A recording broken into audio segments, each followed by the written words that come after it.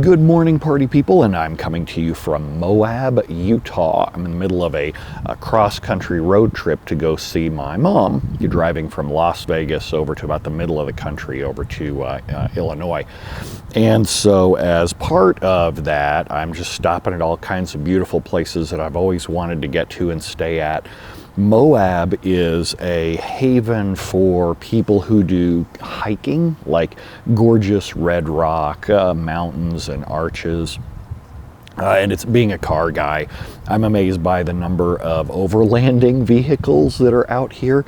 Vans, trucks that have campers on them, things that you can stay in off-road for an extended period of time. Just beautiful country. And I tried to do this video this morning at sunrise at one of the trails, and there was just so many people coming through and so many cars coming through that I was like, well, this is the kind of the flip side of being in a place that's really popular for hiking and camping and all that, is people get up at the butt crack of dawn and they actually go hit the road and try to go out and around and see things. So let's go hit your questions from over at PollGab. I logged off of the Wi-Fi here. Let me go get back on the Wi-Fi. So the top voted question was from Your Biggest Fan. Your Biggest Fan asks, do you have any plans to write an Azure version of the First Responder Kit, which can get metrics from Query Store, and thus overcome the issue of DMV stats resets on Azure platforms? On Platform as a Service, we need a reliable method to analyze performance. No, because Query Store doesn't actually have those metrics. Query Store doesn't have things like every query that's run, what your weight stats look like in total. Query Store is a place where queries are stored, does it have information about weight stats in those queries? Absolutely. Does it have things about the number of times that they ran? Absolutely. But it doesn't capture every query, and the common thing that people run into is the issue of unparameterized queries not getting stored in Query Store due to the sheer volume of the number that come through. So no, even if we did do that, that's only one database at a time, whereas what you usually want is aggregate data across of all the databases on a server, or things to tell you which database to focus on. So no, that's not something that I have any plans to even go near. If you're interested in the data that's in Query Store, go check out SP Blitz Query Store or Eric Darling's SP Quickie Store. SP Quickie Store is a lot like SP Blitz Cache, in that you can give it a top parameter, like go find me the top 10 queries, and a sort order, so you can sort by all kinds of metrics. Show me the queries using the most CPU, show me the queries that are involved in the SOS scheduler, yield weights, whatever. Next up, TC asks, what are the most underutilized features for SQL monitoring software? Oh, that's easy, the manual. Over and over again, clients will call me and say, hey, we're having problems with troubleshooting SQL Server performance. Although we have monitoring brand X, we still just can't figure it out.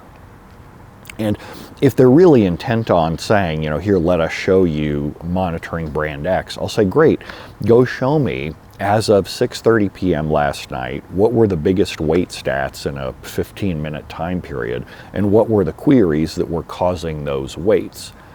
And you see a lot of fumbling around like it's a teenager in the back seat of a car in a movie theater or something.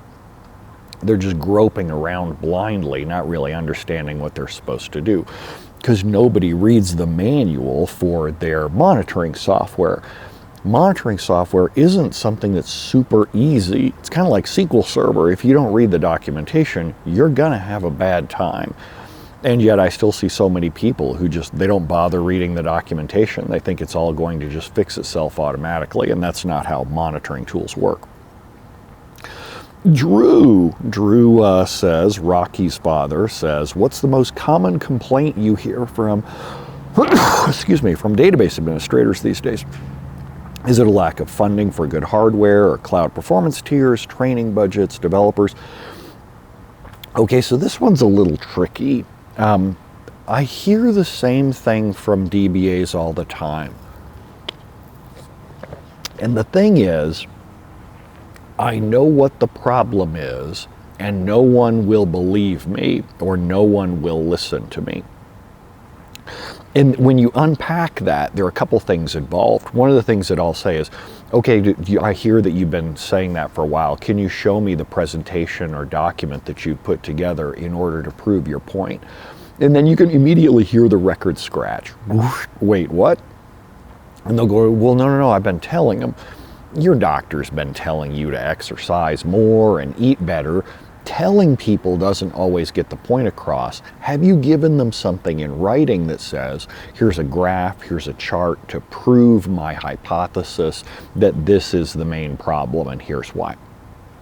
And then they're always surprised when I do my deliverables as the consultant. I have a written report. I say, here's the executive summary. Here's what the problem is. Here's how to prove it. Now we'll go into technical details and I'll give you more ammo, but this is really for the technical people. We've already covered the basics in the executive summary. And then they're amazed that the company's like, oh, wait, okay, so Brent said to do this, we should do this. Not that they always do it, but having something in writing that proves your point just goes so much further. Otherwise, you're just old man yelling at cloud. The other part to unpack with that is often these people are wrong, because when I say, well, all right, now let's look at, how did you come to this conclusion? And they missed all kinds of things along the way, or they haven't been to training classes, or they're relying on some blog that they read once that was written 15 years ago. So those are the big complaint is I'm yelling and no one believes me. Sometimes they're yelling the wrong thing and sometimes they're just yelling, which doesn't really get your point across. It's been like that for decades. Now, some of that you could say is like a selection bias, because the people who come to me for performance problems, the DBAs haven't been able to fix it. But I hear the same thing from people who attend training classes, for example.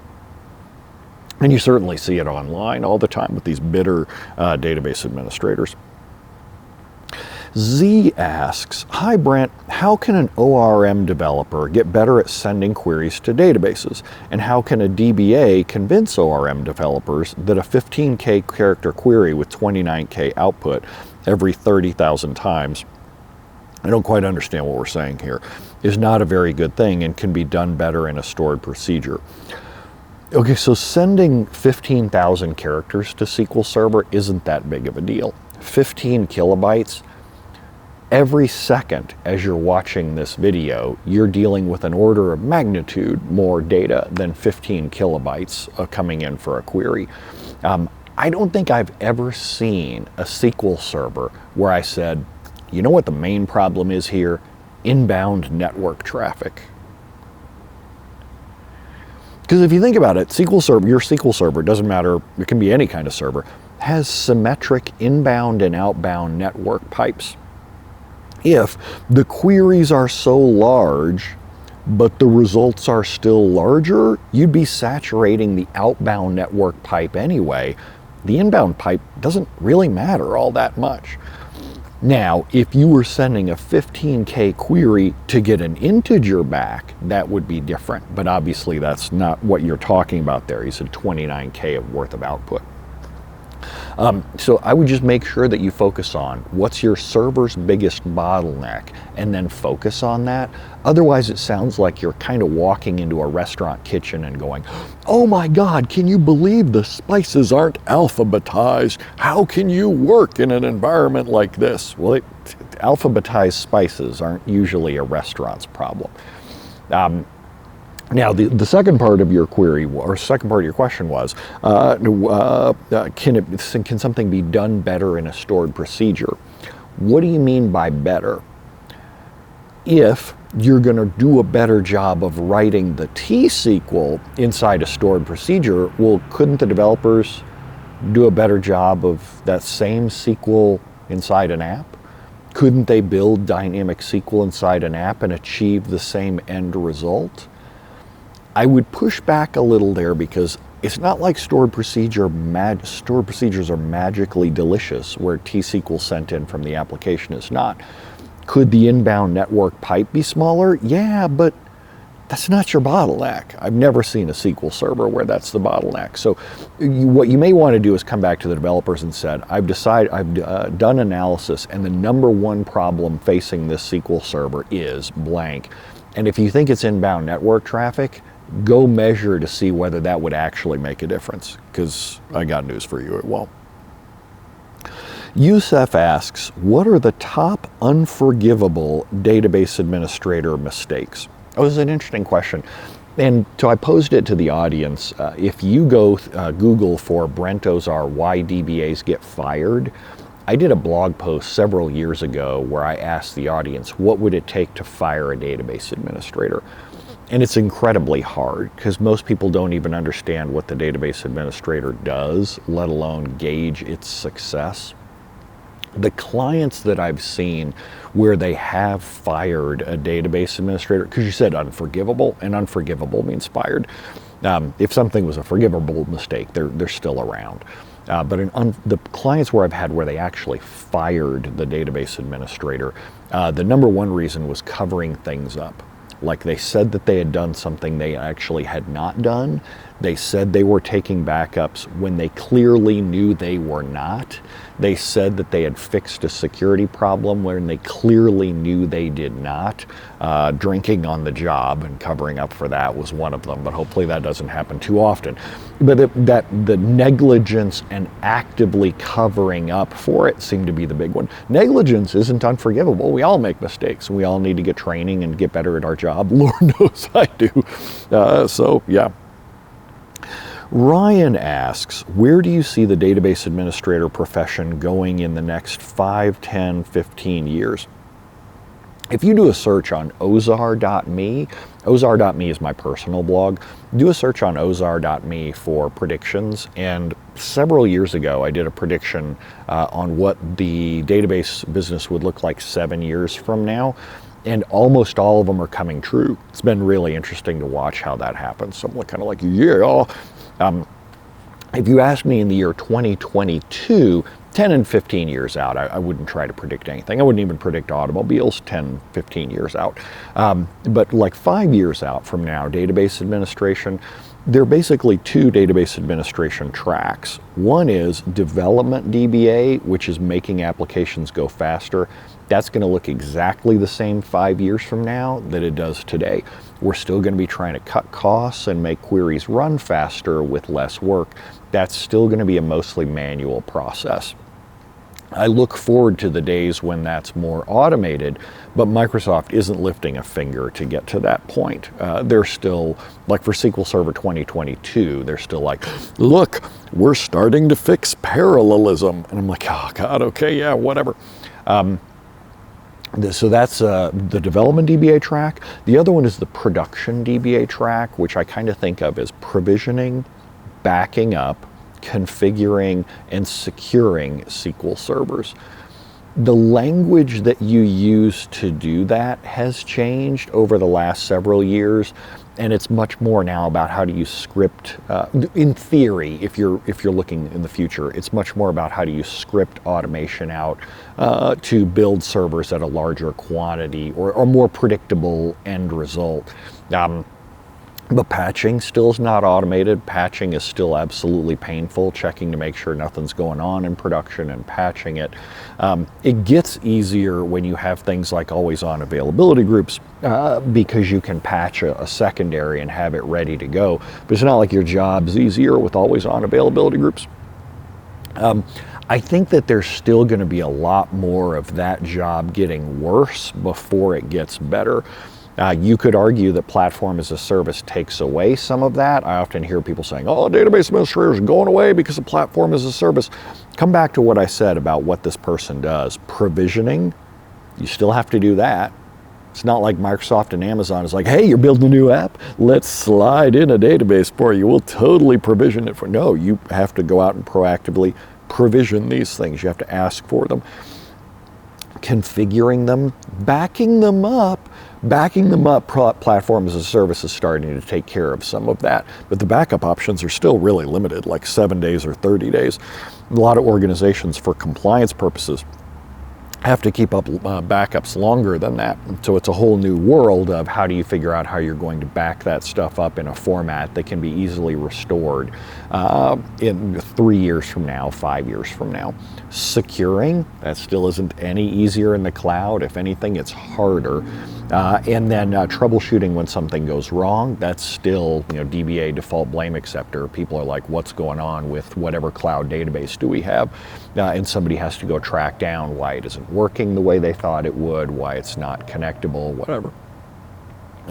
Great example from one of my clients. They went 100% platform as a service, and the database administrators, the headcount didn't go down at all because they're still now so much more agile about provisioning things and trying new things with new environments and helping the developers go stand up new environments, figuring out how they're going to strip PII out of exports that they do for other folks. It's still a ton of work.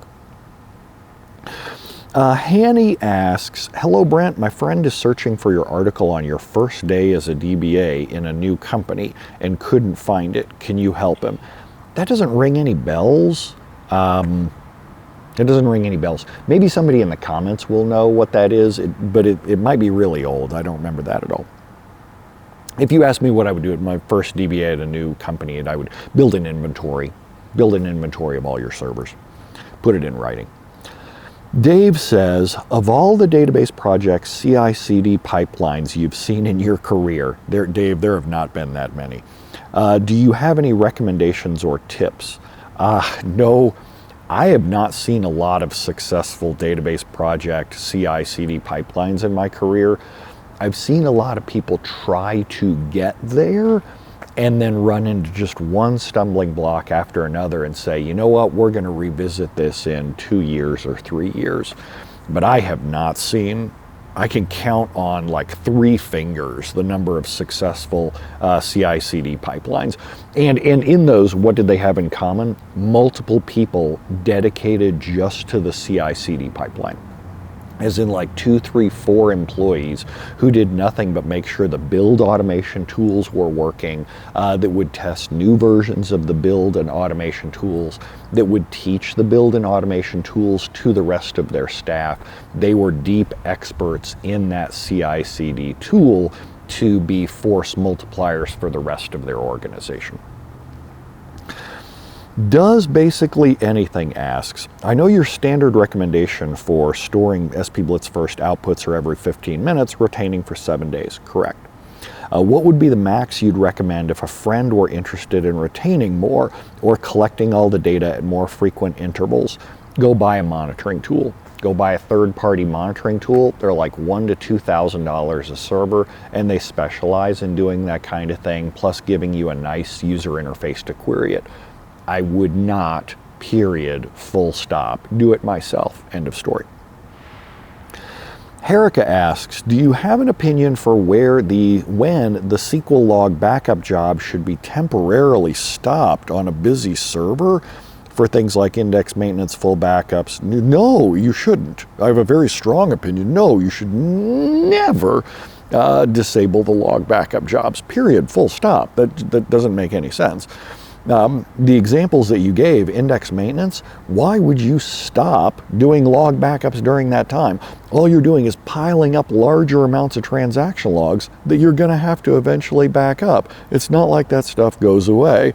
During a full backup? No, your full backups can take forever, and what if they fail and your server goes down during the full backup? You have no way to recover that data that was lost. Differential backups? No, you don't need to stop log backups during these times. Leave them, don't touch them. Gülnaz asks, what post-update sanity checks do you like to perform after applying a SQL Server cumulative update? Okay, so I got out of the production database administration job 5-10 years ago. Because patching sucks, troubleshooting availability groups sucks, troubleshooting backups suck, troubleshooting why the cluster is down sucks. So I unfortunately am not a good person to answer that question. Plus, I had so many failures after cumulative updates went out that I never could have expected. There was a cumulative update that broke no lock. how the hell are you going to check for that after a cumulative update finishes? That's the kind of backup that or the kind of feature that you would just never expect would break. So all you want to do is have a monitoring tool in place so that a day or two after the CU goes in, you can go look at your monitoring tool and say, did something dramatically go to hell in a handbasket after that? Midwest DBA says, have you ever worked with a very large company? He gives examples, Target, Walmart, GMC, etc. Yes.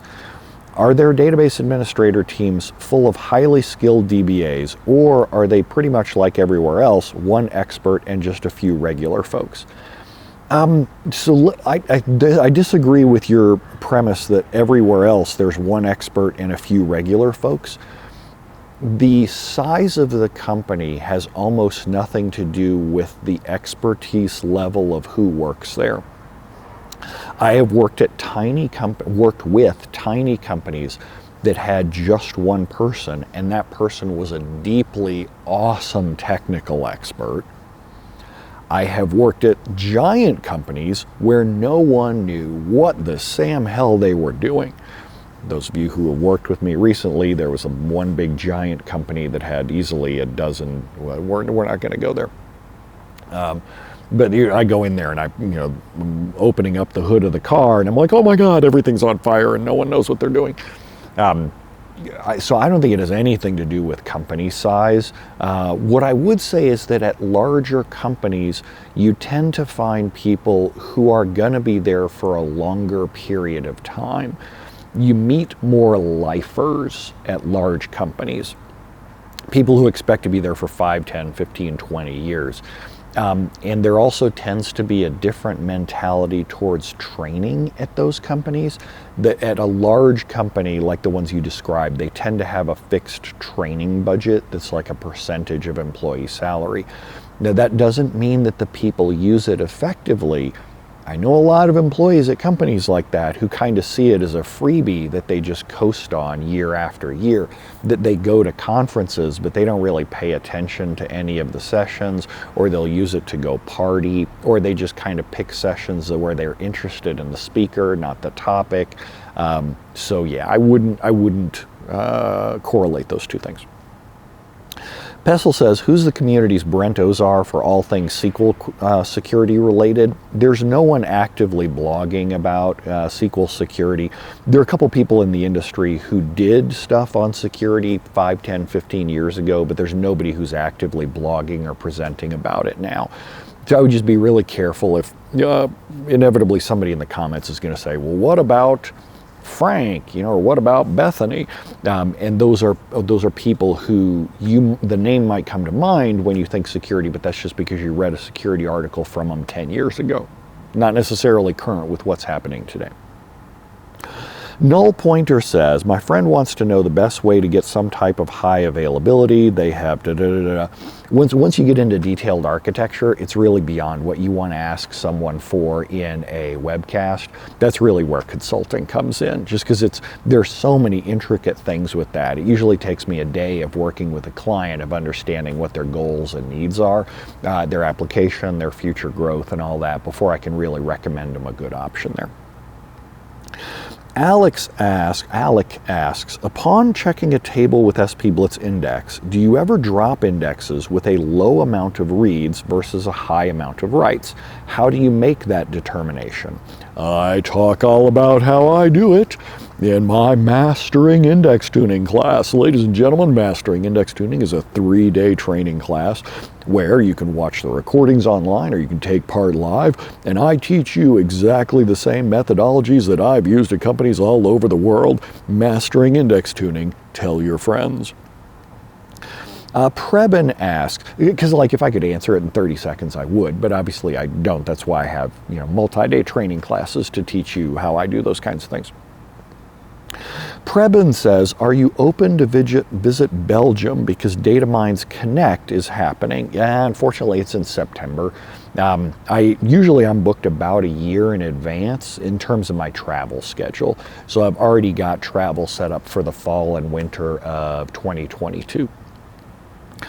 It's good to see that people are starting to announce new conferences. What you catch them doing now is, because they're so desperate to start again, they're announcing with a very short headway, so we don't have much time to plan stuff. That's fine for most speakers, because most speakers don't have anything planned out. Whereas I'm the flip opposite. I try and plan as far as I can in advance. I have flights booked for stuff in December of 2022 already. And I'm already looking at what vacation I'm going to go do in summer of 2023, just to give you a rough idea. Latka asks, how do you determine the optimal time interval for backing up the transaction log?